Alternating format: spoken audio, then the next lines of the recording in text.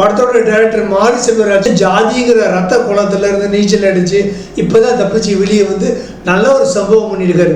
முதல்ல இவருடைய ஒவ்வொரு படமும் ரிலீஸ் ஆகும் போதும் இவர் ஒரு ஜாதி வெறி பிடிச்சவர், அடக்கப்பட்ட ஒடுக்கப்பட்ட நசுக்கப்பட்ட பிதுக்கப்பட்ட மக்களுக்காகவே படம் எடுக்கிறேன்னு ஜாதி வெறிய வன்முறையை தூண்டி விடுறாருன்னு சோசியல் மீடியாக்கள் யூடியூபர்ஸ் நாங்கள் எவ்வளோ திட்டுறோம் அதை கொஞ்சம் கூட காது கொடுத்து கேட்காம கண்டுக்காம அந்த மாதிரி ஜாதிய படங்களாக தான் எடுத்துக்கிட்டு இருந்த இவர் இப்போ முதல்ல கபடி வீரர் மனத்தி கணேசனுடைய வெற்றி கதையை படமாக்க முயற்சி பண்ணது மூலமா இதுவரையும் தான் பண்ணின ஜாதிய சினிமாங்கிற அந்த சேரு சகதியிலிருந்து மனுஷனா வெளியே வந்து ஒரு சாகச படமா பண்ணிருக்காரு.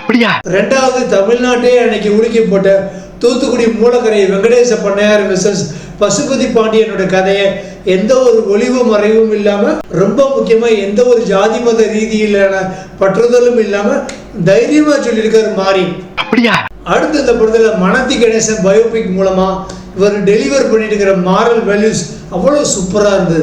இந்த தேவர் சமுதாயத்தை சேர்ந்த மனத்தி கணேசனுக்கு வெங்கடேஷ் பண்ணையாரா வர்ற கந்தசாமிங்கிற லால் நிறைய ஹெல்ப் பண்ணி அவரை தன்னுடைய கபடி டீம்ல சேர்த்துக்கிட்டது மட்டும் இல்லாம என்னதான் தன்னுடைய எதிரியால் பசுபதி பாண்டியராஜன் மேல உள்ள பகையை தனி கணக்கா வச்சுக்கிட்டு வஞ்சம் தீர்த்துக்கிட்டாலும் மனத்தி கணேசனோட உயிருக்கு எந்த ஒரு ஆபத்தும் வந்துடக்கூடாதுன்னு மற்ற டீம்களுக்கு ப்ரமோட் பண்ண உண்மை கதை அப்படியே எந்த ஒரு ஜாதி மத இன பாகுபாடுகள் இல்லாம ரியலா காமிச்சு நாடார்களுடைய அன்பை சம்பாதிச்சிருக்காரு மாரி செல்வராஜ். இத்தனைக்கு தேவேந்திர இனத்தை சேர்ந்த மாரி செல்வராஜ் எல்லா ஜாதிகளையும் ஜாதி வெறிய தூண்டுறவங்க இருக்காங்க, இவங்க தான் தலைவருக்கு ஜால்ரா போட்டுக்கிட்டே தன்னுடைய தலைவர்களை தாங்களே சதி பண்ணி காட்டி கொடுக்குறாங்க, அவங்க அழிக்கிறாங்கன்னு தைரியமா சொல்லியிருக்காரு மாரி செல்வராஜ்.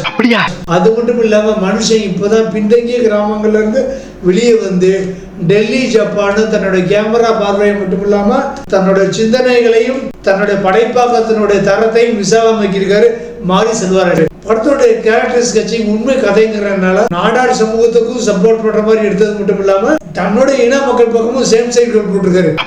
அதுவும் இல்லாம தன்னோட இனத்தை சேர்ந்த அமீர் கதாபாத்திரத்தை விட நாடார் சமுதாயத்தை சேர்ந்த லால் கதாபாத்திரத்துக்கு அதிகமான ஸ்கோப் பண்ணி ஸ்பேஸ் கொடுத்து அமீரை விட லால் சிறந்தவர் நல்லவர் மாதிரி ஒரு பிம்பத்தை கொண்டு வந்திருக்காரு மாரி செல்வராஜ்.